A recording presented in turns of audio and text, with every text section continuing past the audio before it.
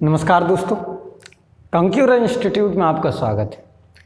हिंदी की पिछली कक्षा में हम पढ़ रहे थे समास के बारे में, तो उसी क्रम को आगे बढ़ाएंगे। हम क्या पढ़ रहे थे? तत्पुरुष समास पढ़ रहे थे। कौन सा? तत्पुरुष। जैसा कि हमने जाना था तत्पुरुष के कितने भेद हमने बताए थे, मुख्य रूप से 8 में से मैंने 2 को निकाल दिया था, कर्मधारा और द्विगु को अलग कर दिया था। 6 तत्पुरुष मैंने पढ़ाए थे कल। 6 तत्पुरुष पढ़ाए थे, जैसे कर्म, कारण, संप्रदान, अपादान, संबंध और अधिकरण। ये 6 तत्पुरुष मैं कल बता चुका था। आगे तत्पुरुष को ही आगे बढ़ाएंगे आज। तत्पुरुष के कुछ भेद और हैं जो कि कभी कभी पूछ लिए जाते हैं। जैसे पहला है अलूक तत्पुरुष।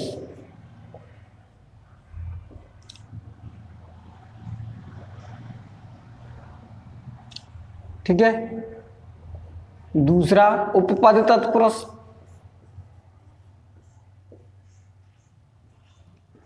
ये भी पूछ लिए जाते हैं, इंपॉर्टेंट है। ठीक है, इसलिए इनको पढ़ना भी आवश्यक है। उपपद के बाद है नंज तत्पुरुष।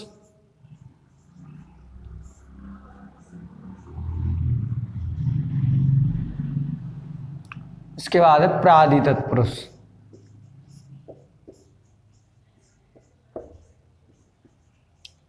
ठीक है।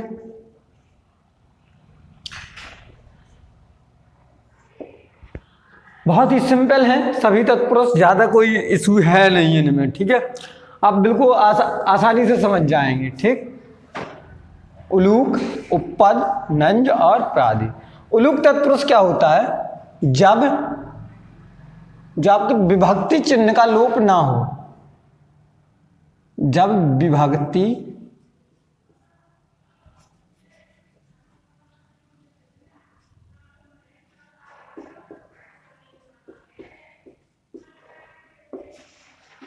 चिन्ह का लोप ना हो। जब विभक्ति चिन्ह का लोप नहीं होगा तो कौन सा होगा? तत्पुरुष में वैसे तो मैंने शुरू में बताया था कि तत्पुरुष में मतलब क्या होता है कि द्वितीय पद प्रधान होता है, उत्तर पद, तो उत्तर पद यहां भी प्रधान होगा। लेकिन क्या होगा, उसमें विभक्ति चिन्ह का लोप हो जाता है। इसमें विभक्ति चिन्ह का लोप ना हो तो कैसे? जैसे कि मैं देखूंगा एग्जाम्पल, यहां मैं इसका देख रहा हूं। पहले मैं फर्स्ट नंबर पढ़ रहा हूं, युधिष्ठिर। मैंने क्या लिख दिया? युधिष्ठिर। माने युद्ध में स्थिर हो जो, स्थिर रहे जो, या युद्ध में स्थिर रहने वाला, ऐसे लिख सकते। युद्ध में स्थिर रहने वाला। ठीक है, तो यहां जो युधिष्ठिर, तो इसका यदि मैं 2 वर्णों में तोड़ूं तो क्या होता है? ये युद्ध प्लस स्थिर। ठीक है, तो क्या हुआ जब ये जुड़ा तो क्या होता है? दा में सा जुड़ा तो सा परिवर्तित हुआ, विभक्ति चिन्ह का इसमें लोप नहीं हुआ। अब युद्ध में स्थिर तो है नहीं, युद्ध में स्थिर ये है। ठीक है, दूसरा जैसे एग्जाम्पल में देखूं इसी का, और भी कई एग्जाम्पल हैं, जैसे अंतःवासी, अंतेवासी। ठीक है, अंतेवासी माने पास में रहने वाला, पास में रहने वाला। तो जो मैं है वो लोप नहीं हुआ, बल्कि वो क्या हुआ?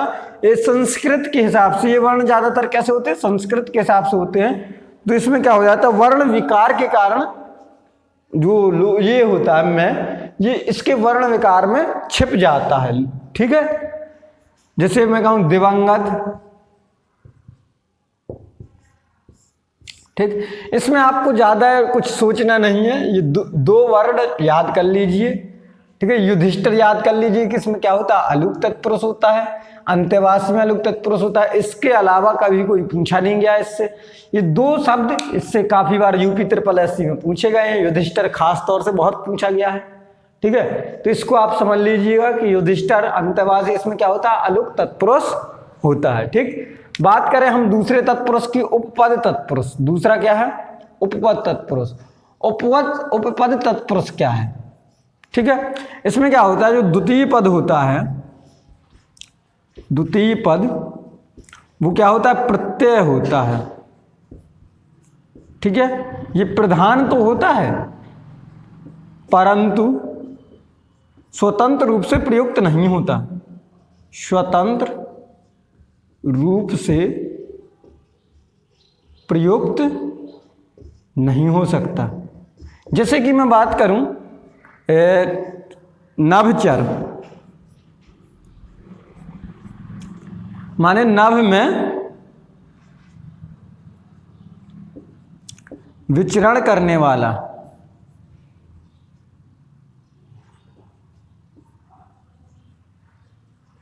ठीक है, यहां प्रमुख तो है ये, परंतु क्या ये अकेला प्रयुक्त हो सकता है? जैसे मैं लिख दूं चर, तो चर का तो कोई अकेला है क्या? नहीं है, सार्थक है, चर माने विचरण करने वाला होता है, लेकिन स्वतंत्र रूप से प्रयोग में नहीं होता ये सब। जैसे कि और मैं बात करूं अन्य एग्जाम्पलों की, मधुप, मैंने क्या लिख दिया, मधुप माने मधु को पीने वाला। ठीक है, तो ये जो पा जुड़ गया ये क्या है, प्रत्यय है, मधुप लिख दिया मैंने, लेखक लिख दिया, पाठक, ठीक है, अल्पज्ञ, ठीक है, लेखक माने लिखने वाला, पाठ करने वाला, कम जानने वाला, ये सब जो होते हैं जिनमें क्या होता है लास्ट में प्रत्यय जुड़ के बनते हैं, ये सब किस में आते हैं, उपपद में आते हैं। उपपद में ध्यान रखिए द्वितीय पद कैसा होगा, प्रत्यय होगा, सार्थक होगा, प्रधान होगा, परंतु स्वतंत्र रूप से प्रयुक्त नहीं हो सकता। ठीक है, मैं तीसरे वाले की बात करूं इसी में, तीसरा क्या है, नंज समास। ये बड़ा इंपॉर्टेंट है थोड़ा, नंज समास क्या इंपॉर्टेंट है, इसमें क्या होता है, नकारात्मक अर्थ प्रकट होता है। नकारात्मक अर्थ होता है माने जो इसमें उपसर्ग जुड़ेगा, आगे क्या जुड़ता है उसमें, प्रथम पद क्या होता है, उपसर्ग होता है।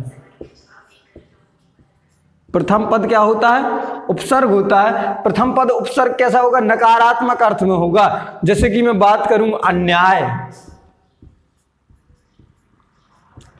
माने क्या हो, न्याय ना हो, जब न्याय ना हो तो अन्याय हो जाएगा।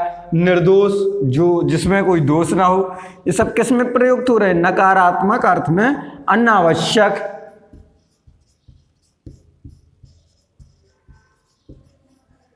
ठीक है, अनावश्यक, तो ये सब क्या हो, इस प्रकार के शब्द जिनमें क्या हो, नकारात्मक अर्थ में क्या हो, जो प्रथम पद हो उपसर्ग हो, उपसर्ग का अर्थ कैसा हो, नकारात्मक अर्थ दे रहा हो उपसर्ग उसको। ठीक है, जैसे न्याय, न्याय में आ लगा दिया, क्या हो गया, अन्याय हो गया।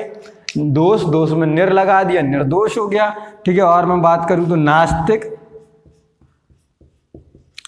नास्तिक में भी क्या होगा, यही आपका नंज समास होगा। ठीक, आगे बढ़ते हैं, चौथे को प्रादि समास को देखते हैं। प्रादि समास भी बिल्कुल सिंपल है, इसको मैं रेज कर रहा हूं।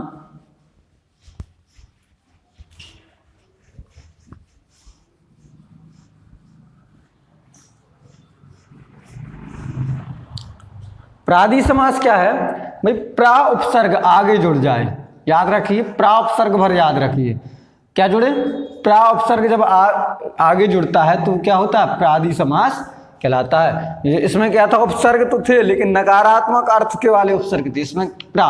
जैसे मैं देखूं, मैंने क्या कहा, प्रारंभ, मैंने एक लिख दिया प्रारंभ। ठीक है, प्रत्यागमन, प्रारंभ लिया, प्रत्यागमन लिया मैंने, ठीक, प्रदेश ले लिया, ये सब क्या है, प्रादि तत्पुरुष में आ जाएंगे। ठीक है, आई होप आपको समझ में आया होगा। प्रादि क्या है, नंज क्या है, उपपद क्या है, अकुल क्या, अलोक क्या है। तो ये तत्पुरुष के कुछ भेद थे जो कि कभी कभी पूछ लिए जाते हैं, तो हमने इसको पढ़ लिया। ठीक, आगे हम बढ़ते हैं, तत्पुरुष का ही भेद है, ठीक है, लेकिन अलग से भी उसको हम पढ़ते हैं, अलग से ही पढ़ते हैं। तो तीसरे समास पर पहुंचते हैं। तीसरा समास कौन सा है, कर्मधारय समास। कौन सा है, कर्मधारय समास। कर्मधारय क्या होता है, कर्मधारय में हमेशा क्या होगा, एक पद दूसरे पद की विशेषता बतलाए। याद रखिए, एक पद क्या करे, दूसरे पद की विशेषता बतलाए तो कर्मधारय होता है। ठीक है,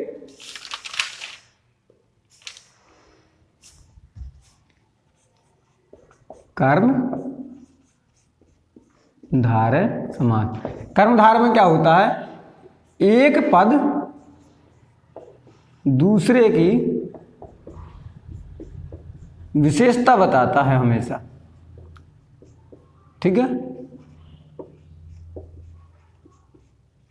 इसको यदि हम देखें तो ये एक प्रकार का क्या होता है, समान अधिकरण तत्पुरुष कहते हैं इसको। क्या बोलते हैं, समान अधिकरण तत्पुरुष। ये तत्पुरुष का ही भेद है। तो इसको जब पहले पढ़ते थे तत्पुरुष में तो इसको समान अधिकरण तत्पुरुष बोला जाता था, लेकिन फिर इसको अलग से समास बना लिया तो इसका अलग से नाम क्या होगा, कर्मधारय समास हो गया, ठीक है। कर्मधारय की बात करें अब हम, तो कर्मधारय 4 प्रकार से अपन पढ़ते हैं। कितने प्रकार से, 4 प्रकार से। उन चारों प्रकार से डिस्कस करते हैं। जैसे विशेषण विशेष। विशेषण विशेष क्या है, बिल्कुल आप ऐसा समझ लीजिए कि पहला पद क्या हो, विशेषण हो, दूसरा पद संज्ञा हो। जब पहला पद विशेषण और दूसरा पद संज्ञा हो तो विशेषण विशेष हो जाएगा। जैसे मैं बात करूं महात्मा, मैंने क्या लिख दिया, महात्मा। महान है जो आत्मा, महात्मा। दीर्घायु, ठीक है। प्रथम पद क्या हो, विशेषण हो, और अंतिम पद क्या हो, उत्तर पद क्या हो, अंधविश्वास। अंधा है जो विश्वास, ठीक है। लंबी है जो आयु, दीर्घायु, ठीक। नील कमल, ये सब किस में आ जाएंगे, इसी में आ जाएंगे, किसमें, विशेषण विशेष में। नील कमल, नीला है जो कमल।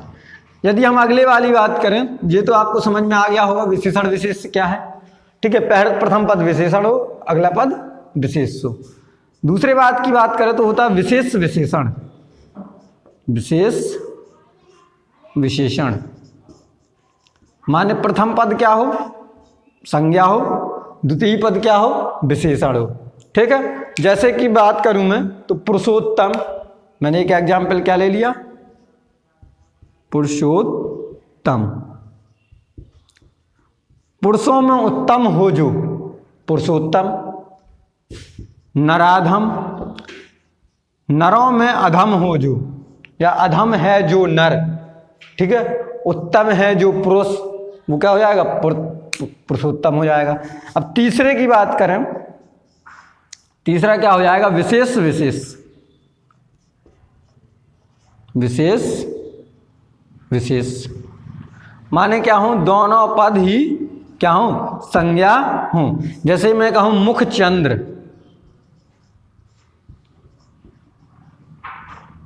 ठीक है। चरण कमल,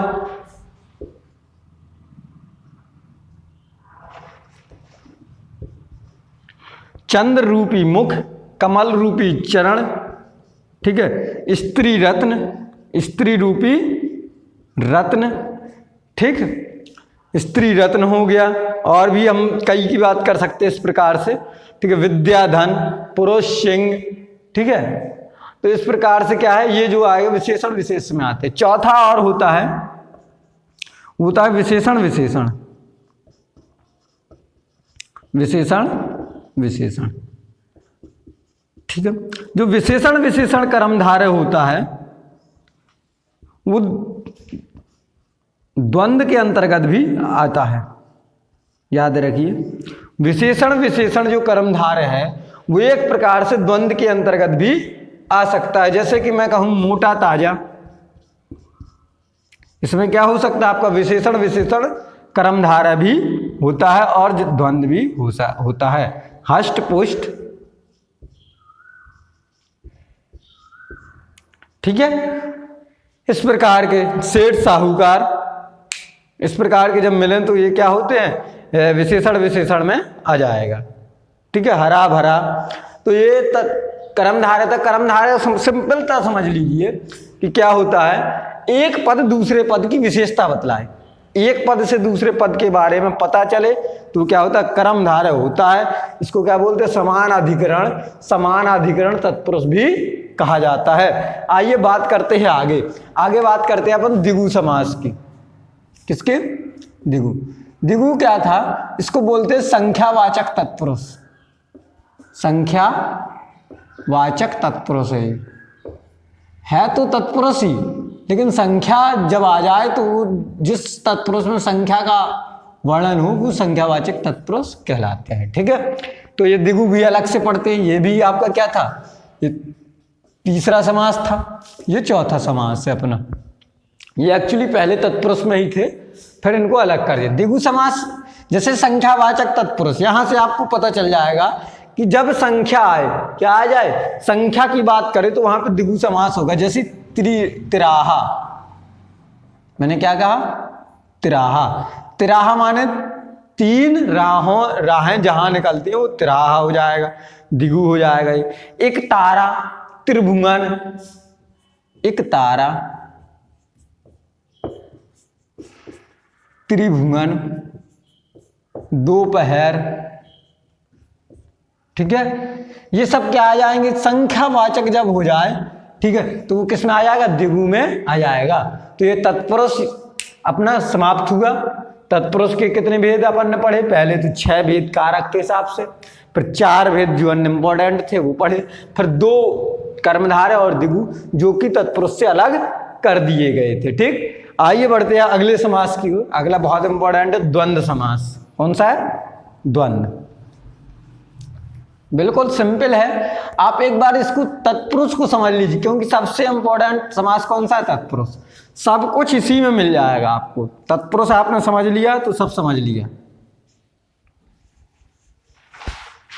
ठीक है, आगे बढ़ते हैं द्वंद्व समास के। द्वंद्व मतलब क्या है, द्वंद्व मतलब 2 लोगों के बीच। द्वंद्व का मतलब क्या होता है, 2 लोगों के बीच। जब 2 लोगों के बीच माने क्या हो जाए, जैसे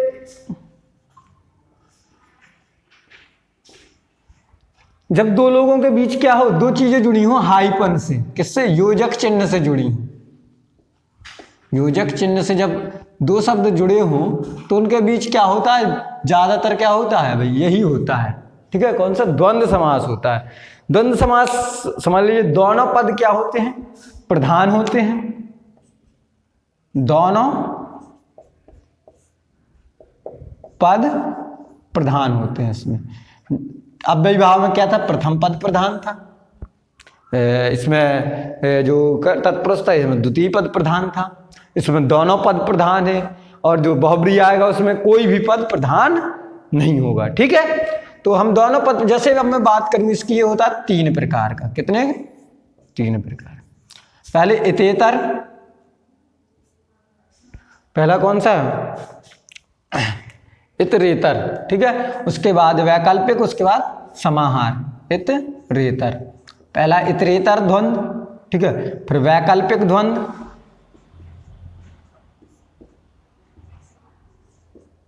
उसके बाद समाहार द्वंद्व। ठीक है, बिल्कुल सिंपल है, समझ लीजिए। इतरेतर माने क्या हो, जब और चिन्ह का लोप हो। किसका, और चिन्ह का लोप हो तो इतरेतर। जब क्या हो जाए, या चिन्ह का लोप हो तो वैकल्पिक। जब क्या हो जाए, अन्य अर्थ भी निकल रहा हो, भाई चिन्ह का लोप तो हो किसी का भी, इन 2 में से किसी का भी लोप हो, लेकिन कोई अन्य अर्थ भी उसका निकल रहा हो तो उसमें क्या आ जाएगा, समाहार द्वंद्व में आ जाएगा। जैसे मैं कहूँ भाई बहन, मैंने क्या लिखा, भाई बहन, तो इसमें क्या आएगा, भाई और बहन। माँ बाप, माँ बाप। ठीक है, माँ और बाप। तो इस प्रकार के जो शब्द होते हैं जिनमें क्या होता है, सीधे सीधे और शब्द बीच में छुपा हो, तो वो किस में आते हैं, इतरेतर में आते हैं। लव कुश, पति पत्नी, ठीक है, स्त्री पुरुष, तो ये सब किस में आते हैं, इतरेतर में आते हैं। वैकल्पिक में या छुपा हो, जैसे मैं कहूं पाप पुण्य, पाप या पुण्य, यही तो होगा। लाभ हानि, तो या तो भाई लाभ होगी या फिर हानि होगी। कोई भी बिजनेस कर रहे हैं, लाभ और हानि दोनों हो सकती हैं क्या, नहीं हो सकती। वैकल्पिक है, या तो लाभ होगा या फिर हानि। ठीक है, लाभ हानि, जीवन मरण, आय व्यय, इधर उधर, दिन रात, शुभ अशुभ। ठीक है, ये सब क्या होते हैं, ये सब आते हैं वैकल्पिक। समाहार क्या है, जब अन्य अर्थ में प्रयुक्त हो, जैसे मैं कहूं दाल रोटी, दाल रोटी। अब दाल रोटी में दाल और रोटी का तो आ ही रहा है, कहते हैं एक आपने वाक्य सुना हो, किसी से पूछो, उन्होंने कहा और भाई क्या हाल चाल है, कैसे चल रहा है बिजनेस, उन्होंने कहा बस भैया दाल रोटी चल रही।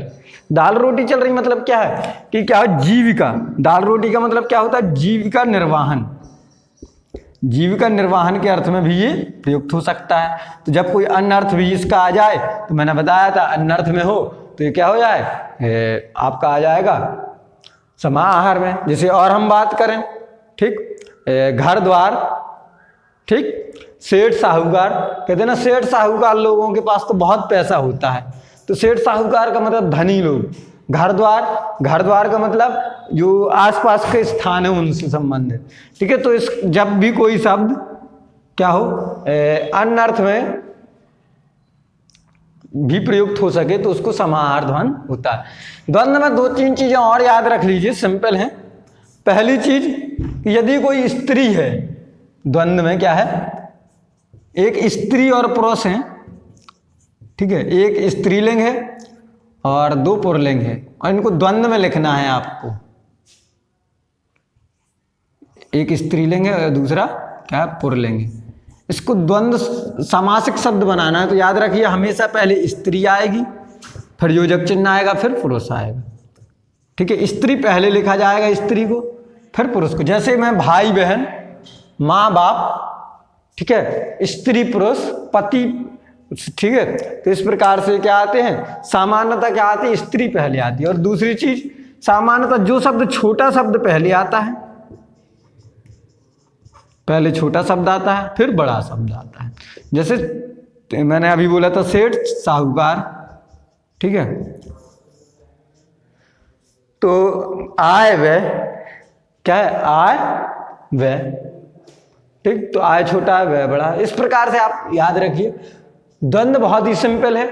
द्वंद्व में क्या करना है, जब और चिन्ह छुपा हो तो इतरेतर द्वंद्व है, जब या चिन्ह छुपा हो तो क्या है, वैकल्पिक द्वंद्व है। जब कोई अन्य अर्थ भी प्रकट करे तो कौन सा द्वंद्व है, समाहार द्वंद्व है, ठीक है। आगे बढ़ते हैं हम। आज का लास्ट आपका समास, लास्ट समास कौन सा है, बहुब्रीहि, ठीक, बहुब्रीहि समास की ओर बढ़ते हैं। बहुत ही सिंपल है ये, तो आप तुरंत देखते ही पहचान जाएंगे कि बहुब्रीहि समास क्या है।